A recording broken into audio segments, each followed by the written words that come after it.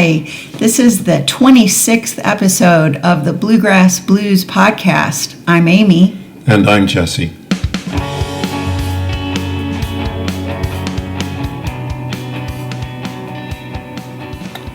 Well, has the Derby almost overwhelmed us so far? And it's not even here yet, but there's nothing but Derby activity going on in Louisville. That's true, but before we do that, I'd love us to tell the new listeners who we are before we get into the conversation. Okay. Why don't you start? All right. I'm Jesse.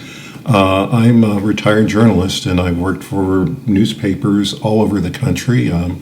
Worked in Florida and New York, Louisville, California, Washington, D.C., England, Brussels, Belgium. So I've been in the profession for a while. I'm retired now, and I also worked in politics for a few years back in the late 70s, early 80s, and worked for a Republican governor in Pennsylvania, but my politics have changed significantly since then. And you are?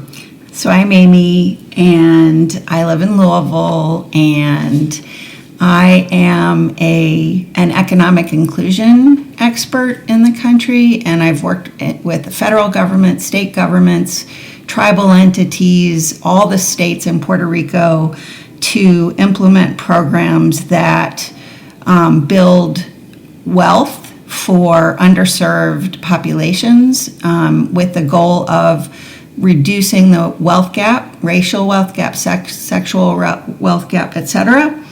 And so, economic empowerment is my game. And I ran for state rep in Kentucky 20 years ago. Can you believe that, Jesse? Yeah, that was a while. It's been a while. It's been a hot while. So, speaking of this week and all the excitement again, it is Derby week. Right, and it already was preceded by the Thunder over Louisville. If you listened to us, our last podcast, you heard jet fighters screaming across the sky, and that was the day before Thunder. So that's passed, and since then we've also had, what else? We've had a marathon through the city that is a half marathon that was 10 miles and a full marathon that was full marathon length, 23 miles, I think it is. It's 26.1. Okay, 26.1. You can tell I don't run marathons, and I'm never going to if it's that long. We've had a great parade, the Pegasus Parade. Right, and the it just everything is leading up to the big race. Steamboat race. Well, actually, not even the big race this weekend, because the races start. When is it? Thursday with Thurby. Yeah, Thurby. Let's come up with a new brand to get people on Thursday, because we've also got the Oaks on Friday and the Derby on Saturday. And for all of you who are not from this area, all school kids get off school on Friday because of the Oaks Day, because we're always promoting bourbon, horse racing, gambling, all the things that get you out of school. Mm-hmm. And you would think that because the Derby is so local and such a big event here, that it's something that's greeting everyone who lives in Louisville, but you would be mistaken if you thought that, because... You tell me. Oh, because you can't afford it. Oh, yeah. It costs so much money, you guys. It used to be, I remember the days when it was $50 to go in the infield, that meant no seat. You were standing around with a bunch of drunk people, mostly college kids, who were either throwing up or showing their body parts. And if you were going in the stands, if you were got a box, that would cost a few $1,000s. That used to be affordable in the olden days. Now it isn't, because I've seen information where it says that some infield tickets are going for $500. Yeah.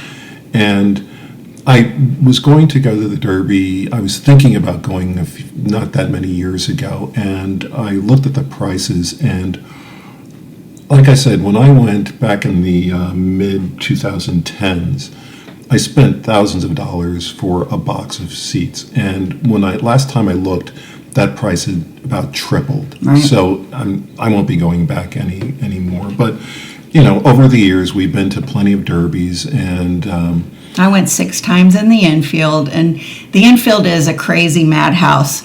and you really can't see any of the races. But if you are pressed up against the inner fence, you can kind of, for a couple milliseconds, see and hear all the horses go by you. Yeah, that's all you can see. Yeah. But the big thing about the infield isn't about seeing the race anyway. It's about having a party and getting drunk as much as you can, and that's where you see all the you see the students from University of Louisville walking down to the racetrack. If you're going to buy a seat or get a ticket for a seat, it turned out I had to get a box because that's 6 seats, so you're paying hundreds of dollars, and now it's in the thousands of dollars to get a box. And the advantage is that you get to see everything, because the box we had was on the first turn just as the race began, so you get to see the horses going around the track, and then you see them coming up for the final stretch. But the other part about the Derby, which no one tells you about, is that it really is just a place for people to get drunk. Even if you're not in the infield, if you're in the seats, it's just nothing but drinking, mint juleps every 5 seconds. And the reason I will not be going back to the Derby ever again is because the last time I went and spent money for this box of seats, the people next to us were drinking the whole time, just mint julep after mint julep. They were loud, they were obnoxious, they were drinking, and they waited until the actual race to start throwing up. That's all I remember from the Derby that year, was that the people who were drinking all day next to me started throwing up during the Derby, during the one race that everyone was there for. So I've decided not to go back anymore. And there's just not, the atmosphere around it isn't very pleasant, because if you go outside, if you're walking to Churchill Downs, it's like every religious fanatic is out there trying to convert people, or telling everyone going there that they're going to hell because they're gambling. There were the most offensive T-shirts sold ever at any sporting event I've ever been to, and that was at the Derby. But the thing about the Derby in terms of how it affects Louisvillians is that Churchill Downs has decided that they want all the money. It's ridiculous. Getting a hotel room these days around Derby time, it's thousands and thousands of dollars when it's normally a couple of $100 at most for a hotel room. Right. But now we're in the multi-$1,000 ranges.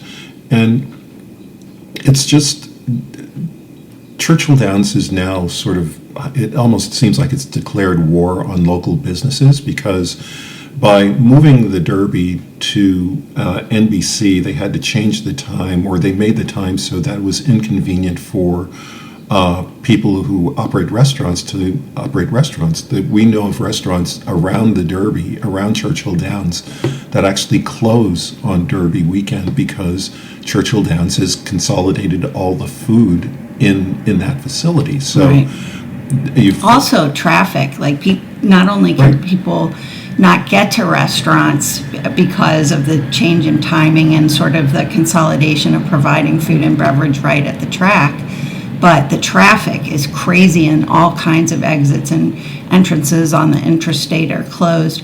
By the way, I just wanted to pop in, I did look up ticket pricing this year. Infield general admission starts at around $150. 2-day general admission in the infield starts around $250. Reserved seating, and remember, I'm talking starts roughly at. Reserved seating starts roughly at $750, and premium/clubhouse can exceed $12,000 plus per ticket. $12,000 plus. Yeah, but plus, the key is that you said, right, it can exceed. Can exceed. One ticket. That's right, one ticket. And remember, everybody, I don't know if you've ever watched a Derby, many of you have, but it's not just the track. Well, of course, then you're gambling, but it's the clothes, it's the hats, Right. It's a scene, it's a fashion scene. And then there are really big parties like the Barnstable Brown Party in in the Highlands, and Kid Rock and all these celebrities go there, and I mean it's a really big deal, and you spend a lot of money. Okay. Right, and it's this coming weekend, so I'm not sure if I'll even be in town this time, but in past years I've been in town, and it's very difficult. I take very long walks, and I usually walk by Churchill Downs, and if you've been down in that area, I'm not sure many people have been, but they've been doing a lot of like almost last-minute construction work or last-minute ground repairs, because I see them re-cementing the sidewalks around the football stadium. That's where most people are going to park for the Derby. And they have put fences up on Central Avenue. Well, that's that sort of like a bridge that connects the football stadium to the baseball stadium, because there's a track between the two. And my experiences in the past have been that there's also a huge military presence, lots of soldiers with very fancy armaments, ready to crack down on anyone. It's a madhouse around there. It's impossible to drive.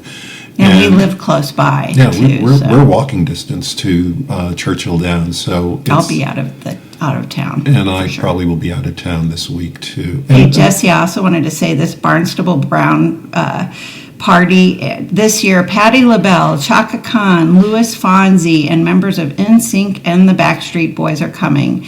And it is consistently ranked, I don't know how you rank this, one of the top 10 best parties in the world. How does that work? I don't know. I've never heard that one before. I know. But the thing to reiterate is that the Derby is for very rich people, and it's not for the people who live in town, even though in years past it used to be for the people. But that's the trend we're going through anyway, in terms of the wealthy are getting everything, That's right. and the rest of us are getting the scraps if the wealthy feel like leaving scraps. So I want to back up and talk a little bit about the history of Churchill Downs, because I'll bet a lot of people don't really know this. And, it is a big deal here in Louisville, and people from around the world, as we said, come. But Churchill Downs started in 1875. And one of the things that people probably don't know is that black jockeys dominated the early derbies, winning 15 of the first 28 races. So this is from 1875 to 1902. Big deal athletes, these black jockeys, but they were forced out by Jim Crow era racism, exclusion, and violence by the 1920s. I don't think people know that history, and fortunately we have seen some really good exhibits about black jockeys here at the Center for African American Heritage. We have other black museums like Roots Museum, and there's a Black Jockeys Club. That's a restaurant owned by black folk on 4th Street that y'all should attend, and it has really good history of black jockeys in there. And it's the thing too about the reason that the black jockeys were dominant at the beginning was because those were considered, if you want to use the terms of a certain Orange Menace, those were considered black jobs. Well, also enslaved people mastered horsemanship, right. making them the premier trainers and jockeys after emancipation. But until money started getting involved and more money was coming in, then whites decided, okay, we don't need the black people here anymore. Yeah. We're going to take those jobs. We're going to take that money. So that's just a scandal of history that, blacks were dominant in racing at that time. They're not dominant in racing these days, but this is the history of Churchill Downs, and plus we're the trying song. to. Oh right, well, my old Kentucky home is the song that. There's a problem with performing this song when at the beginning, when you watch television and the announcer says that this song is considered controversial, and we do it anyway. And we do it anyway. And we do it anyway. But it's a song about my old Kentucky home is a song about a slave who wants to go back to his master and slave, the plantation he came from, because that's where his family is. It's not because he's great wanting to go back to, like, because he's so happy. It's because, well, my family's in bondage and this is where I got to go, and that's why I miss my old Kentucky home. So they play that every year, and they usually bring in like one of the choirs, and it's a big deal.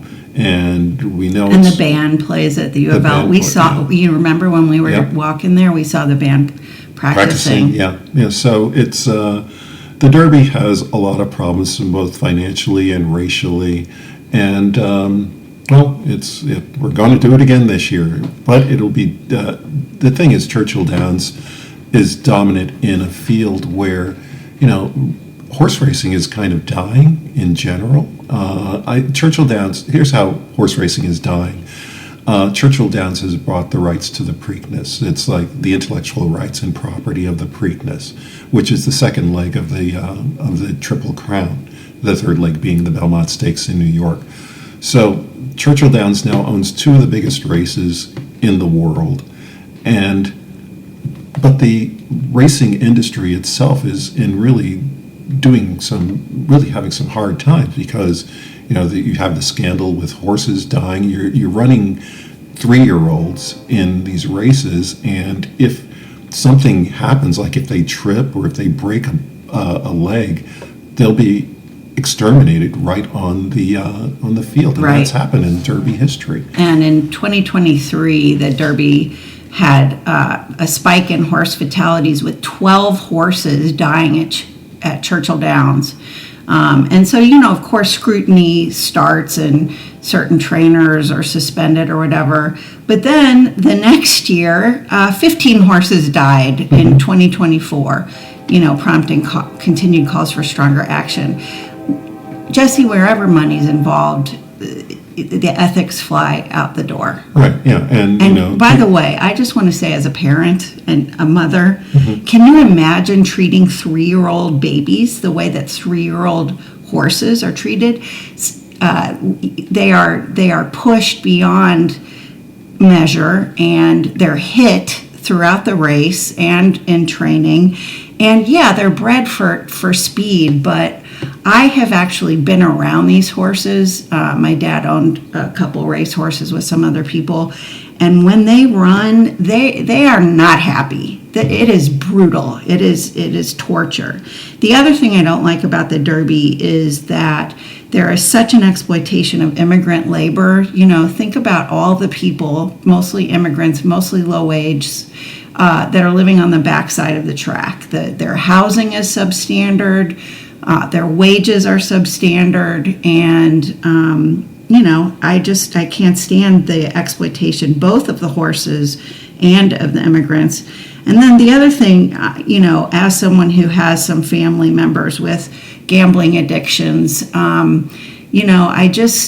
it owns basically all the gambling in Kentucky except for the Kentucky Lottery, so it's a biopoly. It's concentrating all the wealth in Churchill Downs, and I just think it's wrong. And that's what we're going to be celebrating this weekend. So that's why we're getting out of Dodge. Yeah, we'll be out of town for this one. And you mentioned that Churchill Downs is buying the Preakness. They have bought the rights to the Preakness, and I've been to a Preakness, and I will tell you that I preferred the Preakness to the Derby, because at the Preakness, at least if you're in the infield, they have a live band, and it's like I heard one year that Bruno Mars was there.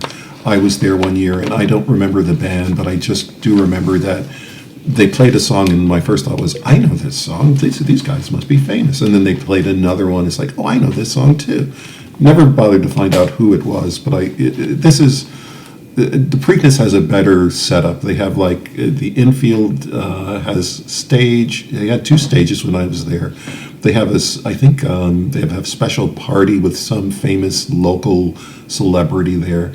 it's a lot more fun than infield at the Derby. So, and you can actually see the race. Like you can stand on the rail and watch the horses run by, unlike the Derby where you're just kind of confined to a certain area, and you can watch like drunk people throw up and fall down. Well, and that's not accidental either. I mean, the bourbon industry is huge here in Kentucky, and there's a lot of money to be made on the bourbon trail and pushing all these different kinds of bourbons. So, people are drinking hard liquor that may not be used to drinking it as much. The mint julep is a famous drink. Mm-hmm. I can't stand it because I don't really like bourbon, and then people get glasses, so there's just all this money around pushing bourbon. Right, and well, the other side of this too is that the bourbon industry is in trouble as well because of the tariffs that are put on by the Trump administration. And, Canadians aren't, well, for one, Canadians aren't coming to the country. Most foreigners aren't coming to this country anymore because of the various things that the current administration has done to offend the rest of the world. Plus, we have all this gun violence. A lot of people I know don't feel safe to come. Yeah, and others are like sending, countries are actually advising people not to come to the United States because it's not safe. Right. So, and that leads us into election talk. Right, and this is, we are coming up on primary elections for, what offices are we doing this year again? We've got the governor running, we've got... Mitch's open seat. No, not the governor. Oh, right. Mitch's seat. Yeah, it's the Senate, there's a congressional election, all House races. Elections. Several judges. The mayor is up for election in this Louisville. year. In Louisville. Mm-hmm. And so it all begins, let's see, well, the way it works in Louisville is that we have this in-person excused absentee voting, which I've used in the past because I was working in another state or in another city at the time. This is statewide, by the way. Yeah, this is statewide. Yeah. And the absentee voting is allowed from May 6th through May 13th. And then we have the... and you have to have an excuse to do that, is that right? Yeah, and well, the excuse I have was I'm going to be working out of town. Right. That's it. Or, like if women who are pregnant can go in and say, I'm expecting around this time, so I'm going to get it out of the way. Or if you know that you're going to have some kind of medical procedure, or if you know that you're just leaving town for that, for the election, that you have till May 6th through 13th to vote early. And you get excused as long as you have a good reason. Then you have the in-person, no excuse absentee voting that goes from May 14th to May 16th. And that's, you can go in various places throughout your locations. You just have to contact your local county election officials to see where to go, and they will give you information on how to get there. And then the actual election is on Tuesday, May 19th. That's where you're going to get, you have to go to a specific polling place.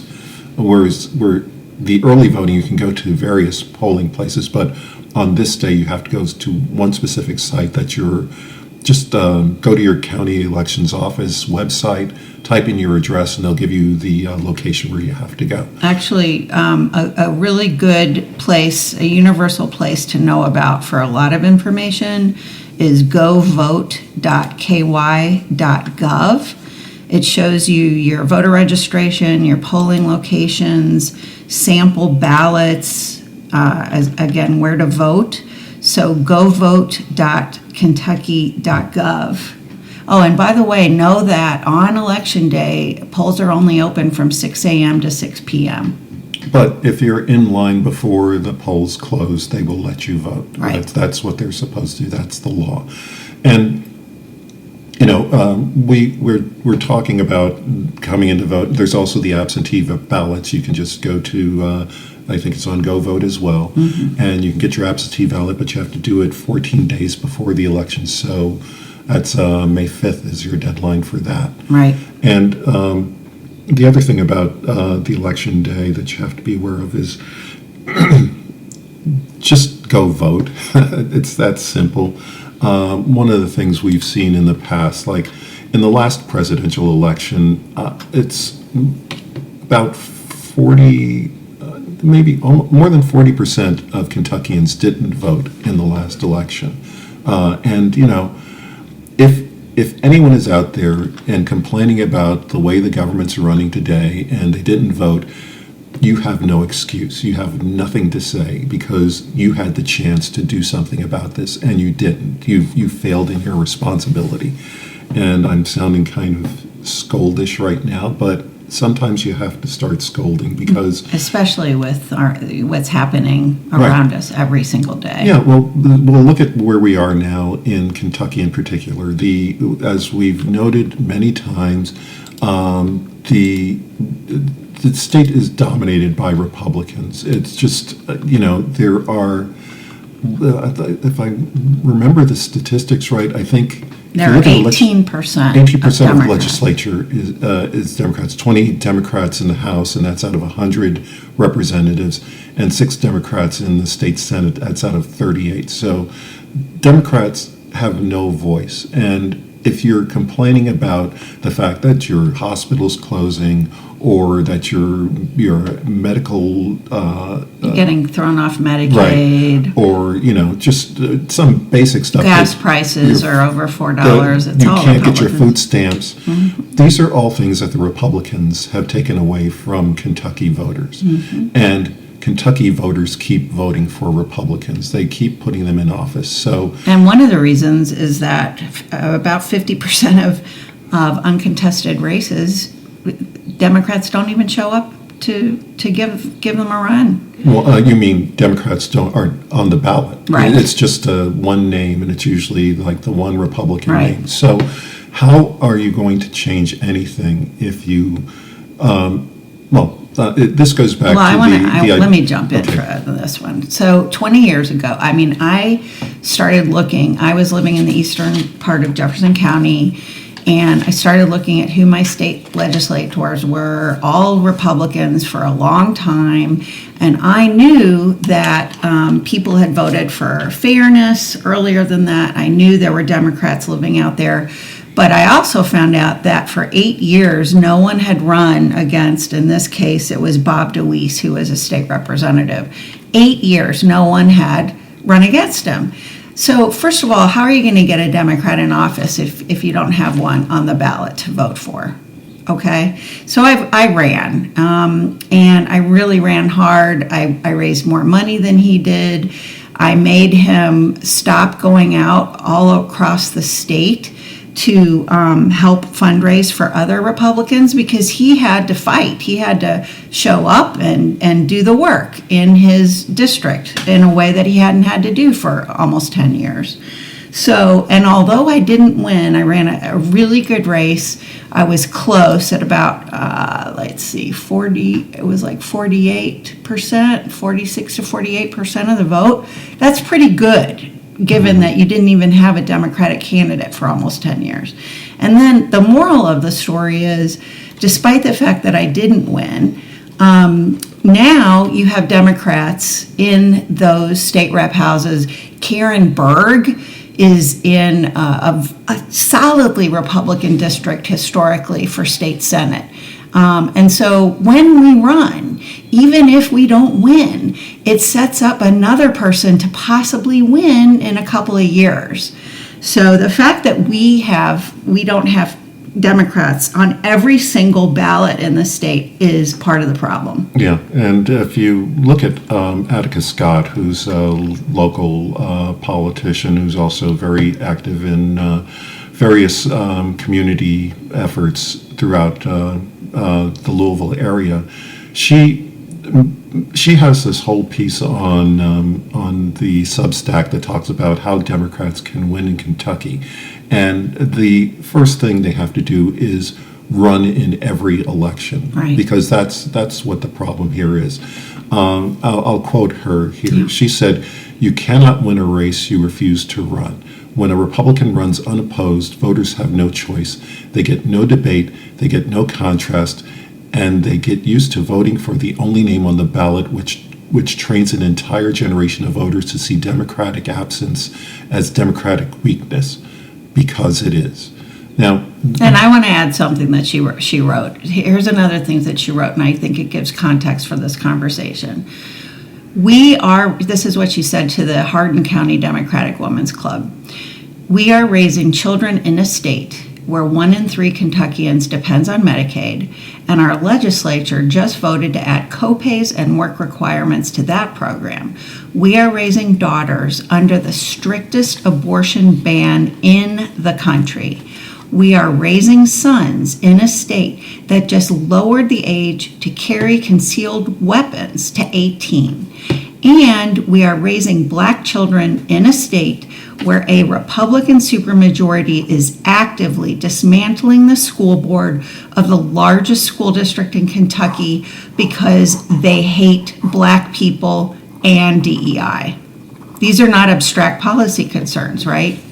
No, this is the reality of what we're dealing with, and this is all happening because you have a supermajority of Republicans in the legislature, and the result of that is they will pass bills that have no debate. I saw something. The big budget over $1 billion was not transparent. Right, there are things, and they're going to represent moneyed interests. Right. So the environment gets screwed. The people get screwed. Our healthcare gets screwed. If it's all about money and privatizing things, we're going to suffer. Yeah, and but this is why elections matter. This is why you have to get out to vote. If you're like depending on food stamps, you have to vote. You can't say, I don't have time. You have to vote. Yes. Your employer should be forced to allow you to have the time to vote. That's just a denial of your constitutional right if they aren't doing this. If you have a rural hospital, you have to vote because those are being closed immediately because of what the Republicans have done in the Kentucky legislature. If you have children, you have to vote. If you're a woman, you have to vote. If you're a man, you have to vote. If you're white, you have to vote. If you're a person of color, you have to vote. Right, and this is because, but we have to also point out that you have to vote, but Democrats also have to show up and get on the ballot everywhere. Right. This isn't something. And voter registration. We're being outpaced by the Republicans for voter registration in the state. What the H? But what's the appeal? I still don't understand the appeal of why people are voting against everything that they need. And this is first of all, if you don't have choice, Jesse, that's one thing. Right. If the Democrats are weak and don't show up and don't have strong candidates and don't work to educate the public about why these policies are killing them, then it's just as much on the Democratic Party as it is on the fact that Republicans have this supermajority and they're uncontested in 50% of their races. Right, and you have to also point out that Kentucky used to be a blue state.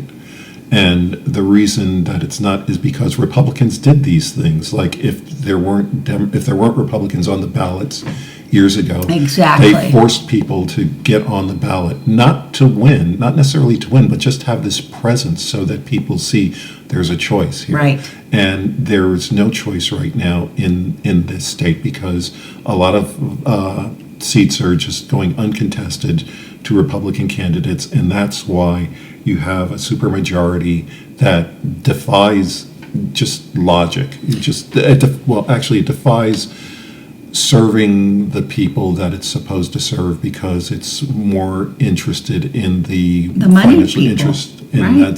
that's why Republicans are now running the. You see it at the Kentucky federal level, state level, local level. Right. Speaking of that, I want people to know that if you don't know who to vote for, say it's your jailer or sheriff or a certain judge. So the Fairness Campaign in Louisville has very good recommendations for Jefferson County, except they wussed out on mayor with a double recommendation of Craig Greenberg, the current mayor, the developer mayor, the mayor that promises affordable housing and doesn't deliver, the mayor that got rid of sanctuary city status to a city that's the 4th largest in refugee resettlement, very large immigrant population, the mayor that was going to put a giant pickleball court without any community input at Joe Creason Park, et cetera, because he's a developer mayor, he's a wealthy mayor, versus Shamika Parrish Wright, who has been in public service, is a current Metro Council member, has lived experience of being hungry, of being unhoused. She's a Black woman. She is such a good community organizer, and she cares about the people. She's by far the better candidate for mayor in Jefferson County. So the Fairness Campaign is a place to look. Also, the League of Women Voters, which is a nonpartisan body, that is a really good place to go to their website, and you can do a bill tracker, for example. Now you can see all the bills that passed that were opposed or recommended by the League of Women Voters. So there are resources. Kentuckians for the Commonwealth is a great resource if you care about labor issues, social justice, environmental justice. They make very good recommendations for whom to vote for. So not only is there no excuse for you not to vote, but there is also no excuse for you not to do a little bit of research to understand who the best candidates are to move our state forward. Because frankly, friends, we are going backwards in almost every category that you can imagine. Strictest abortion ban in the country, terrible water and air regulations, and it's just, it goes on and on. Yeah, your life expectancy is decreasing every It's time. already a big gap between red and blue states. Yeah, and Kentucky is doing very badly in these areas. One thing about the election, though, that we should point out is that depending on where you are, there's a Republican ballot, there's a Democratic ballot, and there's a nonpartisan ballot. So using the Louisville area as an example, we are going to be voting for U.S. Senator, state rep, county attorney, county clerk, sheriff, and those are under the Democratic category. Mayor. So, but mayor is under nonpartisan. So right, that's right. interesting because I've said this before, but I want to know what party the person running for office represents, because that is a determinant of what they believe in terms of their policies and their activities. And for some reason, they've decided that the Louisville mayoral race will be nonpartisan. So you don't know who the Republican or the Democrat is. And I'd also point out that you go through this list of names in the ballot, and it's a nonpartisan. They're not in alphabetical order. And Shamika Parrish Wright is the last name on that list. Of course. It's interesting because Greenberg, there are like 12 people on the ballot, and I think Greenberg is number 4. But I have no idea who represents what or who any of these people are. So we have to do our research on this is an example of there are Democrats on the ballot and there are Republicans on the ballot, but you don't know which is which. Whereas in the other parts of the ballot, they're specifically for your party affiliation. And in Louisville, particularly, if you're nonpartisan, the only thing you get to vote for is the mayor. You can't vote for any of the other candidates on any of the other ballots. So, and I want to just mention Attica's words about this kind of dire situation that we have, because she, like us, she ends with action invitations, and she says Republicans have, this is in Kentucky, Republicans have the numbers now, but they don't have our heart. They don't have our community. They don't have the people who are afraid and show up anyway, who know exactly what these bills mean for their families and refuse to be silent. And then she says, some of us are not waiting for permission to run, and that makes our party angry and vindictive. I experienced that in 2006. We are not waiting for the perfect moment, the perfect conditions, or your permission. We are running because the people of Kentucky cannot afford for us to wait. And then lastly, May 19th is coming. Make your plan, bring your people, talk to your neighbors, and remember, you only get the roses if you run the race. That's back to a dirty restaurant. We're back. Let's see how we did that. That was very impressive. Don't you think? But we're not stopping there. We're going on. We're going on. Can we talk about fun stuff now? Please. Okay, Let's do that. Thank you. So I just wanted to mention that I had the most amazing weekend. Last week, I went to the Smoky Mountains, and went to the 76th annual Spring Wildflower Pilgrimage. And this is when all kinds of flower nerds and nature nerds and birding nerds and all the nerds come together and stay in Pigeon Forge, or Forge, Gatlinburg, Tennessee, or anywhere they can, so that they can learn and experience more flowers and other wildlife and things like that. So all of these experts on ferns, on salamanders, on wildflowers, botanists, all kinds of people come in, and they lead hikes and give talks for free to all of the pilgrims that come to the Smoky Mountains. And I have just got to say, it really was a spiritual experience. It was amazing to see nature this way and to walk alongside these roaring streams with cascades everywhere,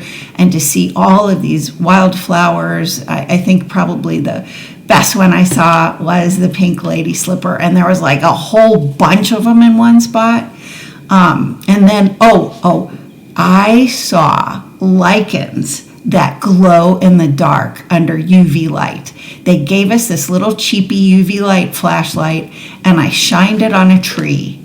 And I saw the craziest neon colors. I saw yellow, orange, and blue.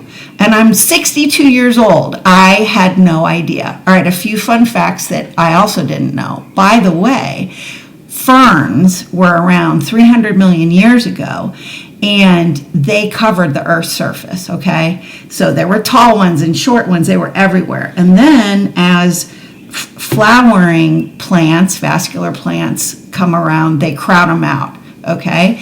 And then, did you know that so much of our fossil fuels, coal right around here, is ferns from 300 million years ago? That kind of blew my mind. Did you know that, Nancy?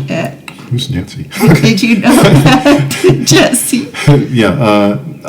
Well, I knew that was part of the fossil fuels. It's like dinosaurs and ferns and all the stuff that was around 300 million years ago. It's all underground. The dinosaurs weren't around 300 million years ago. Much sooner than that. Oh, okay. Yeah. So wherever, all those things that died are now in the ground and have been converted to oil. Right. So that's my extent of knowledge. So I got to share a couple more things I learned. Another thing I learned was the erosion over the last 400 million years of the Smoky Mountains basically has deposited all the sand on all the southeastern coasts, Gulf, and the Atlantic, and also that erosion actually infilled a big part of the state of Florida. Did you know that? I didn't even know what you're saying. I don't get it. What's that mean? Well, over 400 million years, the mountains looked like the Rocky Mountains when they were young, right? Yeah. And so over all these years, all that top, the rock, the quartz, and all that stuff sandstone has been eroded away, and it flowed down to the coast and made sand for all of our beaches. So when the continents separated, this is what happened? This is after Pangea. Okay. Yeah. So that's interesting. Yeah, I mean, I thought it was cool. So what fun have you been having? Well, Amy talks about being out in the country. I'm going to talk about being out in the city. And one of the things I do regularly is I take very long walks all around town. So I don't know which way I'm going when I leave the house. It just depends on, that looks interesting, so I'll walk in that direction. So the miles can be the number of miles I'll walk. It could be 8 miles one day. This morning I walked 5 miles. I usually walk around the University of Louisville campus. And right now it's a pleasant time to walk in the city because we're going through that transition where kids are graduating from college. So if you walk by the university, you see all these bright, shiny faces in their college gowns taking pictures and, just looking eager to get out in the world. Or you just walk around the city like I was walking to the downtown area earlier this week. And I didn't go out for Thunder Over Louisville, but I see that there was like an amusement park or a little carnival set up there. So I missed that. And one of the things I do a lot, and I'm probably going to make a post of this eventually, but I take pictures of murals I see in the city. And you'd be surprised what you find here. They're like complete sides of buildings are now pieces of art. Which I love. Yeah, I love street there's like if you go down by Churchill Downs, there's a mural on a building of Rosemary Clooney. If you go up to the downtown area, there's a mural with Prince. Well, and Rosemary Clooney was also a native Kentuckian. Right, and the aunt of George Clooney. Yes. Yeah, so yeah, there's the connection there. Prince wasn't a Kentuckian. No. He's just like a good person to draw a mural of. And they're all over near us. Yeah. In Shelby Park and Yeah. Schnitzelburg, Germantown. So there are plenty of things to see just walking, and I know people hardly walk here because I think that's an advantage for me because I'm from places where people walk a lot. Like I was in San Francisco. You go to San Francisco in an afternoon, and the streets are just crowded with people walking along the Embarcadero. New York City. I was in New York Big City. pedestrian city. Just anytime you go there, you go downtown, walk around the museums, walk around Broadway. Always excitement there. In Brussels, D.C. you walked. Oh, in D.C. and Brussels, too. there's Yeah. plenty of places to look around. Like all the monuments are there. They're all free. So. And you're also talking about places that have really good public transportation, Mm-hmm. which we lack. Right, we have a problem with transportation because there are times when I want to use a bus here, and I have an app that will tell me when the buses are going to arrive, and there might maybe a half hour between buses, and by the time the bus gets there, I could have walked. That's one of the reasons I walk because there's no reliable mass transit here, and I'll get somewhere faster by walking than by waiting for the bus to come. And, big events, I just want to say, I went to Bourbon and Beyond, which is a big concert festival that we have. I think that's in the early fall in September.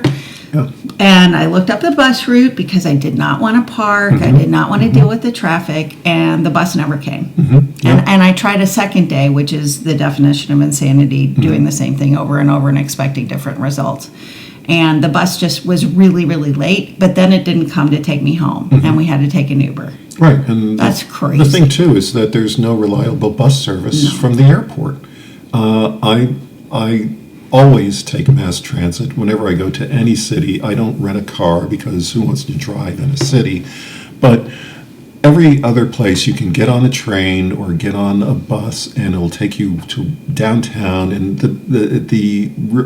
the schedules are pretty reliable. Maybe every 15 minutes or every 20 minutes you can get something.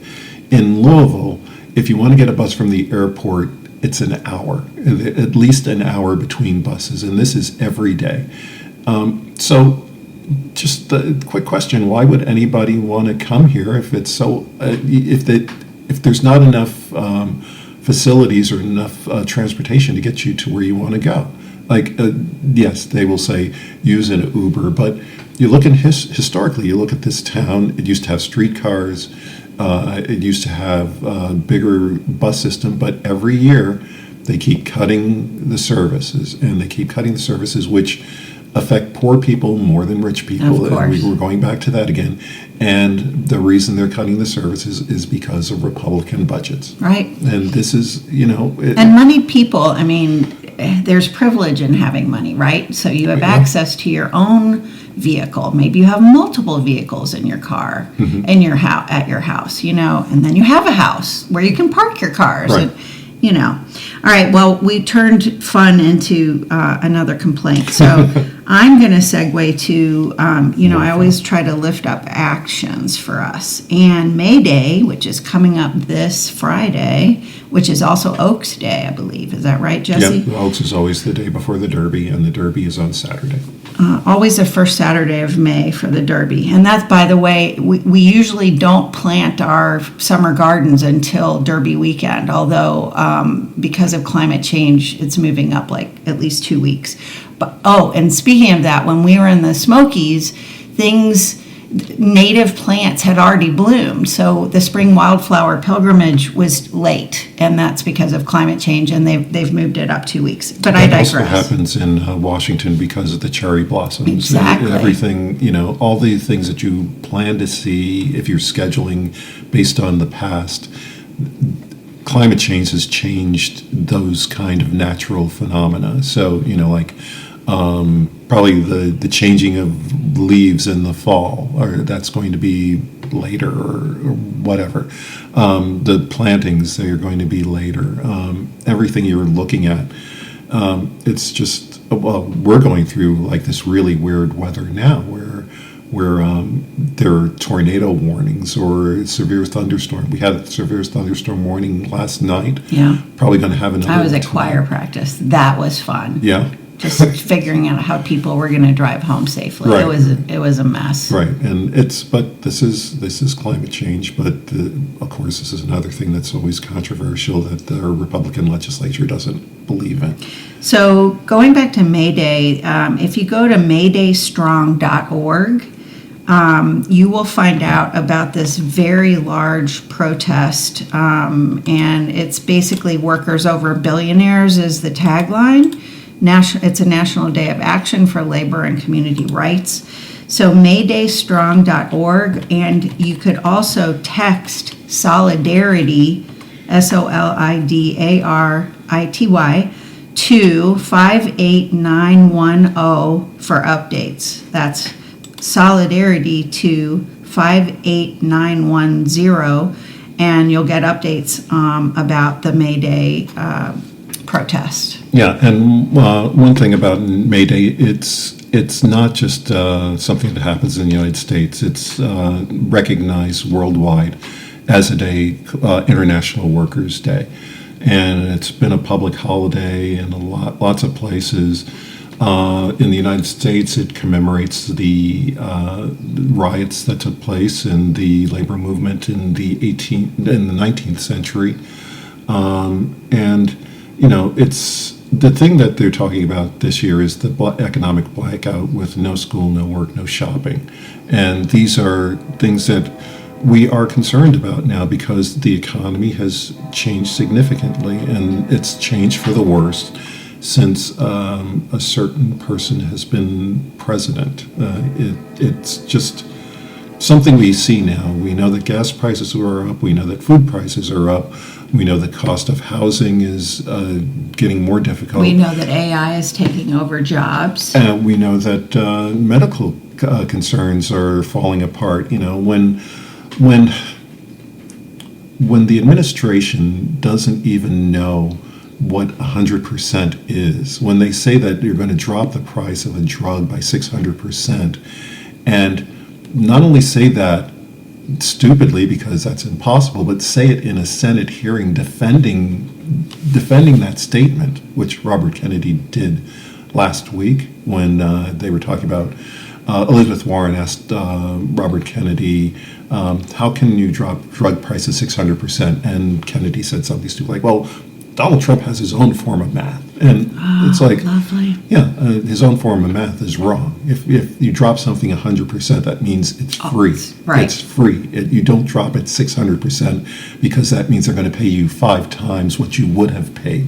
They're going to give you the money to take their drug, which is not going to happen. So, we've taken this again and we've gone negative. But one of the things that did just happen is a supposed assassination attempt of President Trump? See, I don't have a problem saying that it was an assassination attempt, but I do have a problem in that it is the epitome of incompetence if that guy got as far as he got. Pictures I've seen, this naked guy running around with a gun. There's no way that can... The Secret Service is there in this hotel. The guy is registered in the hotel.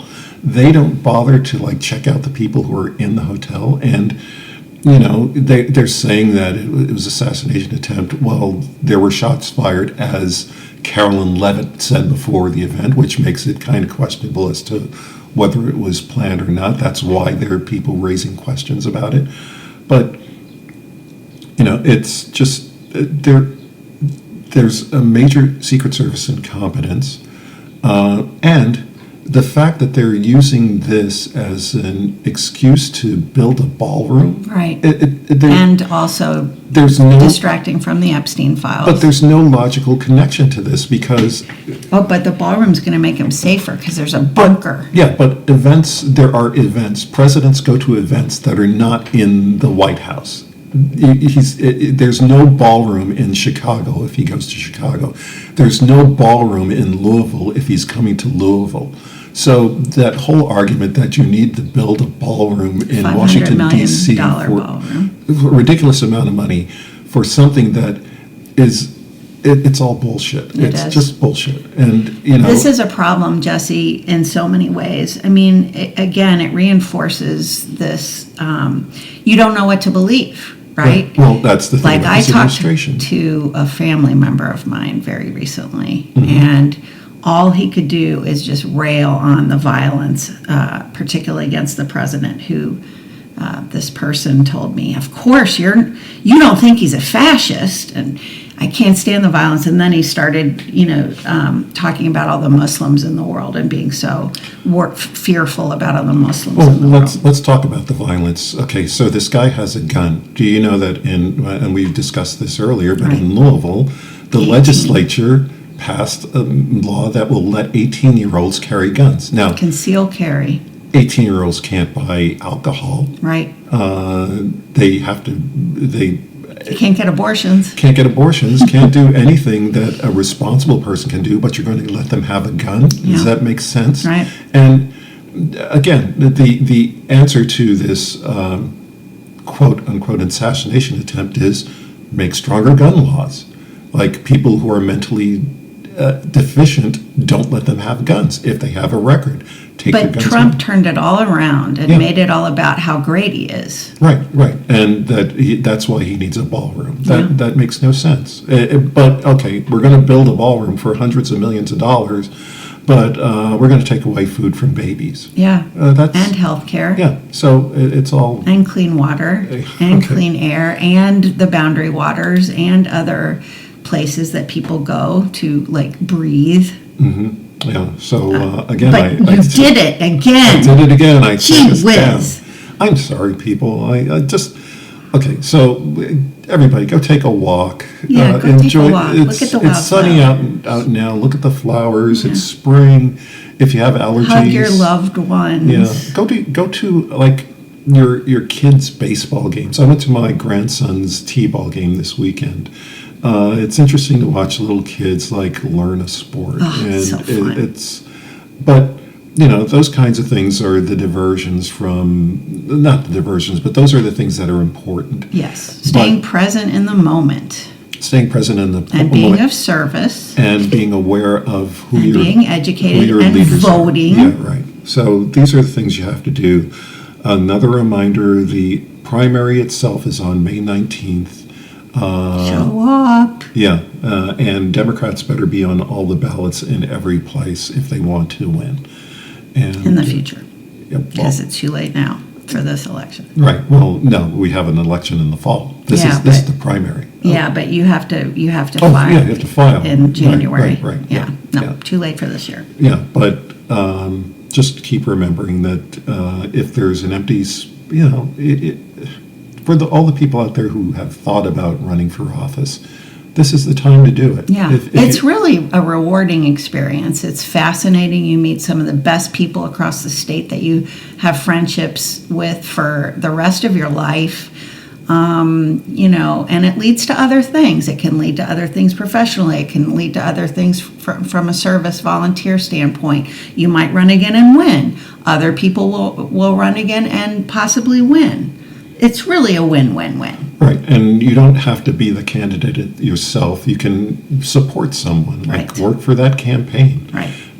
This is the time to do it because we saw what the Kentucky legislature did this year, and we can't just let that stand unless we want to be in the same situation again next year, listening to people complain about the cost of living and how Lack they of can't health get care. lack of health care and all the crime in the streets. Crime is going down, but Yes. but the thing too is that as crime is going down, but they're building more prisons. Yeah. Because not That are because owned by billionaires. yes, that's the reason. It's not because there's more crime. It's because billionaires want to make more money. Plus, then you have slave labor. Yep, that's what that is. And I won't go into that. But anyway, Jesse. I think we're going to wrap this up. Yeah, now. let's wrap it up. Okay, so thanks for listening. We will be back in a couple of weeks, and we will let you know what the Derby was like for us, although we're not going to go. I'm taking a neat trip that I'll talk about next Okay. time. All right. Thanks, everybody, for See ya. listening. Our closing music is by John Chamberlain.